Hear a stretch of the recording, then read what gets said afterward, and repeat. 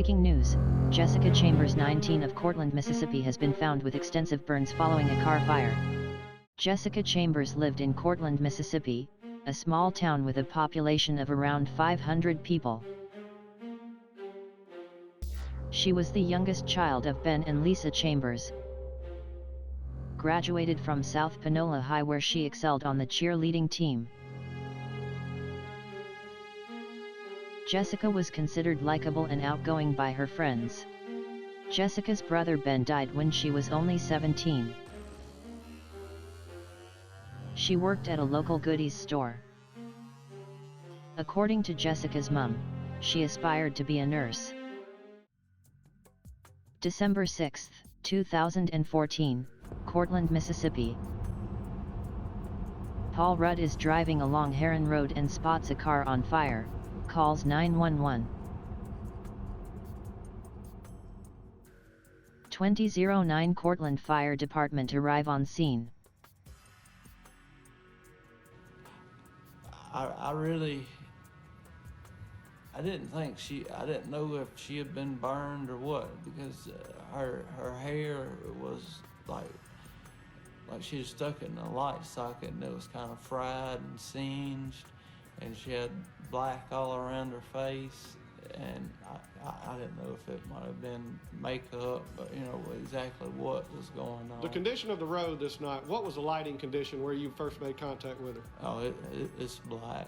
I mean, it's no street lights or anything like that. Where did you attempt to get her to so you could see? When I got to her, she was walking towards me, her arms outstretched, saying, "Help, help me, help me." Not loud, but I could understand she was saying, "Help me." And I covered her in the blanket and proceeded to walk her to the front of engine 81 where the headlights were, where we could have some light, where we could see what. You tried to walk her to the front where the headlights were? Yes, sir. Were you able to get her to the headlights? No, sir. We got to the back of engine 81 and she pretty much collapsed. Thought that she was severely burned. I estimated 98% of her body was burned. Can you describe her face? Her face was like I said, was black all around here. Her nose cavities were black, sooty. Tongue was black and swollen, and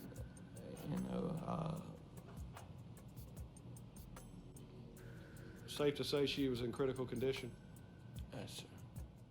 I did not personally hear her say. Did Daniel advise you what he thought he had heard? He did. She said, "Eric." That would have come from Daniel Cole. That came from Daniel Cole. Like I said, and when she told me her name was Jessica Chambers, and said, "What happened?" and she said, "Somebody had set me on fire." And when Daniel got there, that's when I relayed that message to him. And it was after that, got to looking at the car, looking at her, and that's when we made the connection that it was Jessica Chambers. Jessica could not make out any articulate speech. What would your answer to that be? I would agree. That's based on what you heard that night? Yes. Jessica was airlifted to Memphis Burns Unit. Her 105-pound body had sustained 95%, second and third degree burns. Despite the best efforts of medics, there was nothing they could do for Jessica. She was made comfortable and passed away a few hours later.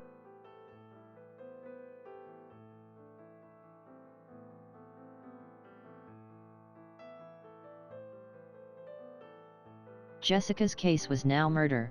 Panola Sheriff Derby, Major Thompson, Lieutenant Dixon, and analyst Paul Rowlett combined efforts to investigate the case.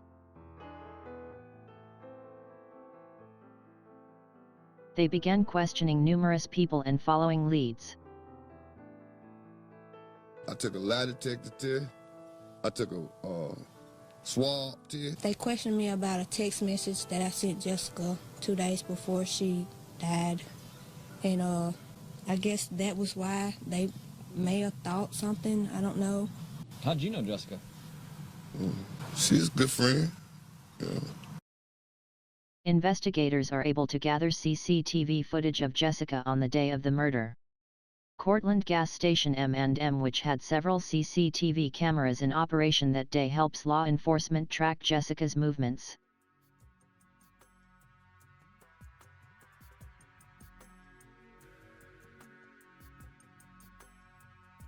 M&M is a local hangout for Courtland's residents.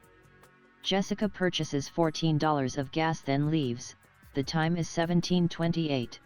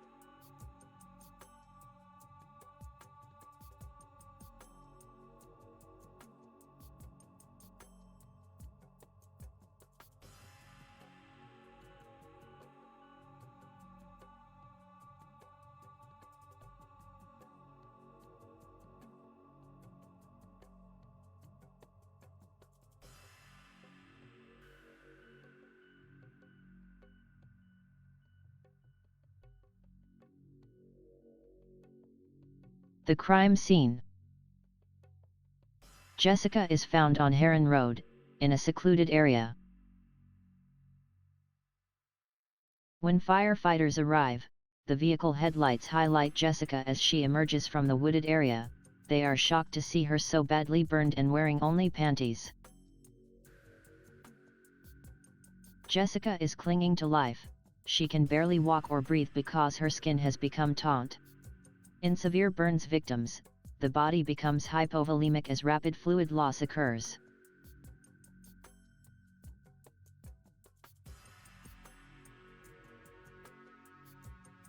Jessica's car is found wedged up against trees. Investigators find her cell phone on the ground near the driver's side of the car. The back cover is detached. Her burnt clothing is found on the ground next the passenger side. The car keys are missing.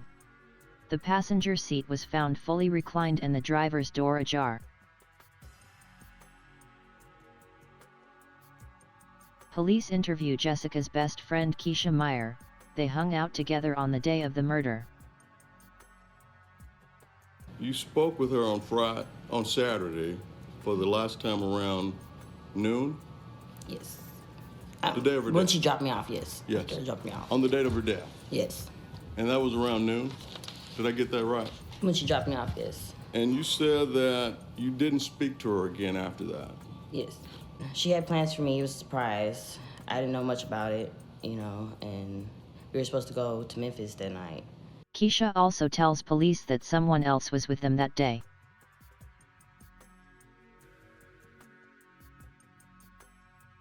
Quentin TELLIS, 26, he lived across the street from M&M Garage. He is interviewed by police. He confirms he was with Jessica that morning. Investigators are able to access M&M CCTV and confirm Jessica was at the store at 10:08 and left to collect TELLIS and Keisha.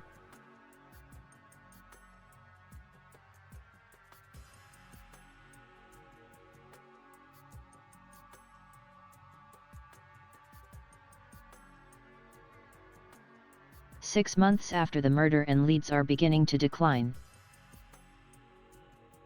Law enforcement call in analyst Paul Rowlett to assist. He is able to gather all Jessica's cell data and analyze her activity before the murder. Rowlett notices that TELLIS's cell phone is in the same location as Jessica's, several times on the day of the murder. This data discredits his statement claiming he only saw her in the morning. TELLIS is brought in for questioning. Rowlett presents the cell phone evidence to him during the interview. I'm really not. You know, and I'll be out. Have we had, this is probably one of the most difficult things I've ever worked, I'll be honest with you, flat honest with you. It ain't from lack of trying, because this is, outside of a few other killings between now and last year, this is all me and these guys have done. This is it. This is all we worked on. I mean, it's it. You know, when I think Paul told you yesterday, we talked to 100-something people, and that's the truth. About 115, 120 folks we talked to. And some of them more than 3 or 4 times, about like we're talking to you. But no, it's, you know, you know, when you came up with the, you never had mentioned meeting her at Taco Bell. You were pretty adamant 3 or 4 times about like we're talking to you. But no, it's, you know, you know, when you came up with the, you never had mentioned meeting her at Taco Bell. You were pretty adamant that you hadn't been back to baseball, you know. But then we put the phone records in front of you. Yeah, because I really had to think. I'm saying, I meet all kind of people, like if they want like green and stuff, I try to, but I had to think that, like, cause I ain't even tell you that at first right. When we first talked, basically. Yeah, that's right. Did you remember it then? Or did you forget it? Okay. Who do you think she's going to meet tonight with that?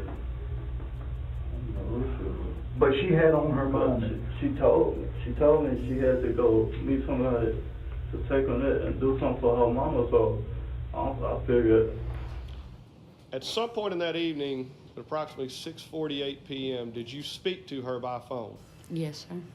And why did you speak to her by phone?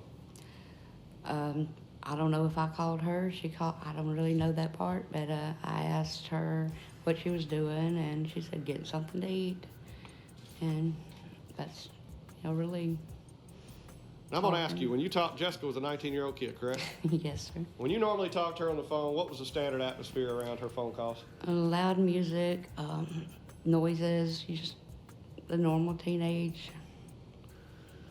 On this particular night, did you tell investigators something struck you odd about this phone call? It was very quiet. It was like no music, no noises in the background. It was just quiet. Maybe the windows down, possibly nothing. You couldn't. It was like just silence. Just her. What did that mean to you? To me, it would mean the way knowing Jessica, it would be like somebody was with her. I couldn't tell you yes or no, but that would be how I took her call. After you hung up that phone call, did you ever speak to your daughter again before arriving at the hospital? No, sir. A timeline is established. December 6, 2014, 17:29, Jessica is at M&M Garage. She calls TELLIS, he doesn't answer. 17:34, TELLIS calls Jessica's cell. She picks him up in her car. 18:04, they are both at Taco Bell in Batesville. Jessica gets something to eat. 18:11, Jessica is trying to contact best friend Keisha Myers. 18:17, TELLIS makes a call to his sister. 18:30, Jessica and TELLIS are now back in Courtland. 18:41, Jessica tries again to contact Keisha. 18:48, Jessica has a quick call with her mum. 18:49 until 19:26, both Jessica's and TELLIS's cells cease all activity. 19:30, suddenly Jessica's cell shows movement towards Heron Road. 19:42, TELLIS calls Jessica's cell. The call goes unanswered. He then sends an SMS, "Bae, my friend is coming over tonight. I'll call you tomorrow. Good night, sweet dreams." 20:04, Jessica's cell is too close to the fire and shuts down. Creating an alibi? TELLIS has been ignoring messages from Shakita Jackson since 4 p.m. on the day of Jessica's murder. All his calls have gone to voicemail from 18:55 to 19:42. He has told investigators that Jessica left him around 1930.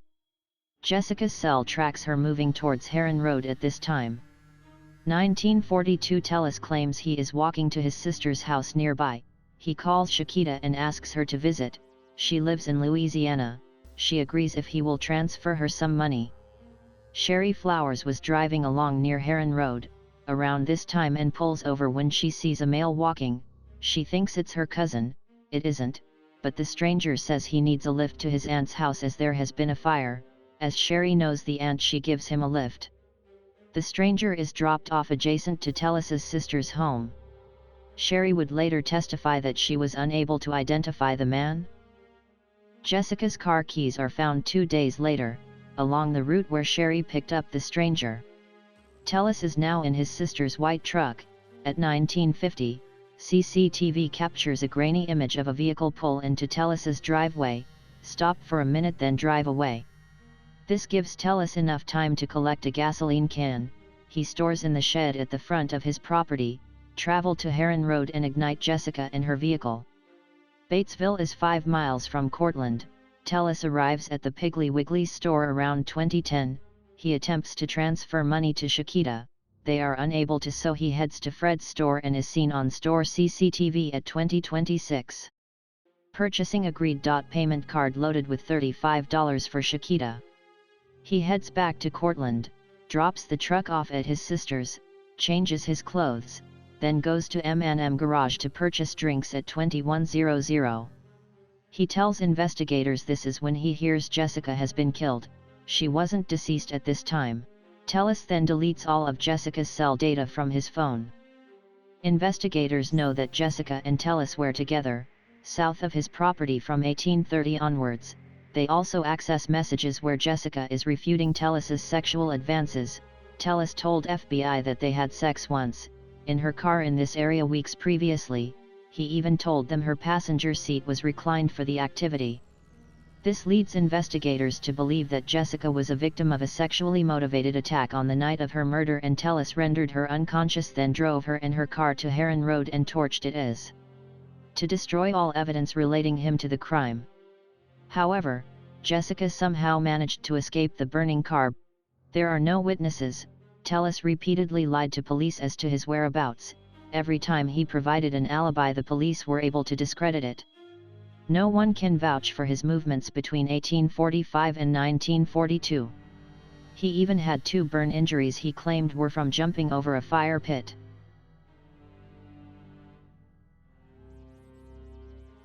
Profiling this type of crime leads investigators to use their knowledge and experience to build a profile. During police interviews, TELLIS is seen showing little emotion.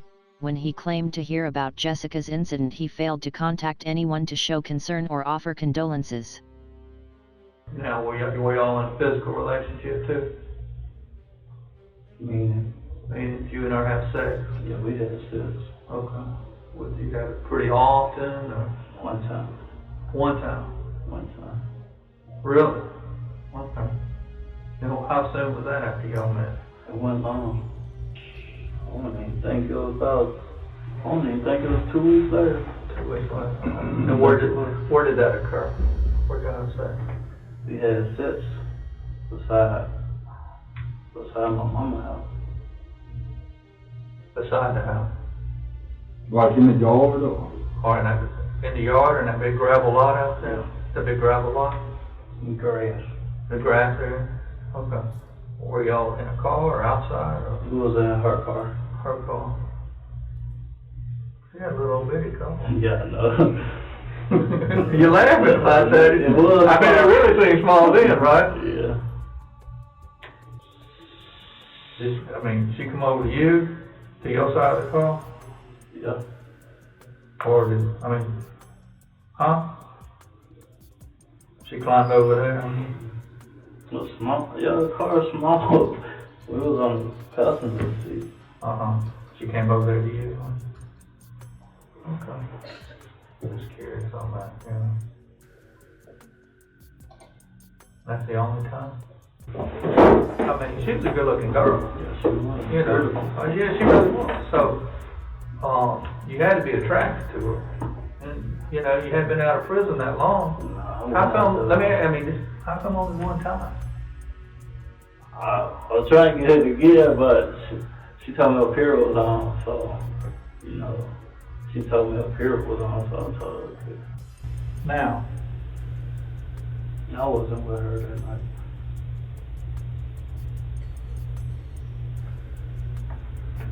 Really? I wasn't. Are you being honest with me about that? Yeah. You promised to God on that? You promised on your mama's right hand to your mama's right hand on my mama. I wasn't with her that night. What'd you do that night? Like I told you. You did tell me. I'll be on my dirt bike, so if I ain't on my dirt bike, I'm at the house, or either with Big Mike. Let's go back, 5:34, that's when y'all's phones kind of sync up. She goes to Martindale, she sells Martindale some pills, gets cash for them, and we got somebody saying, you're in the car with her, okay? And that's what I don't, because I know you went to Batesville. See, I know you went to Batesville. See, like, now, you're trying to make me be somewhere that I wasn't, and that's kind of like making me upset, because I don't have a problem with you. I'm telling you the truth. Okay. Like I told them guys the truth. I have no reason to lie about that. Okay. Here we can see TELLIS during his police interviews. He freely gives them information about the time he had sex with Jessica, but notice how it eerily matches to the location her phone was at on the night of the murder and how he laughs about the car. He says Jessica refused to have sex again because she was on her period, but they had been talking for a month and a half since the claimed first encounter. TELLIS is able to lie with ease to the investigators. He was with Jessica that evening, he did not ride his dirt bike, and he did go to Batesville twice that night. His body language is muted and he lacks conviction during the interviews. He is in fact just rambling his way through. During tricky questioning he takes ages to respond. Despite the approach of investigators, they are not able to get into his mindset. He is a closed book to them. The only emotion during the hours of footage was when he talked about his mother. This shows a sense of remorse but is also a profiler's catalyst for sexually motivated crimes.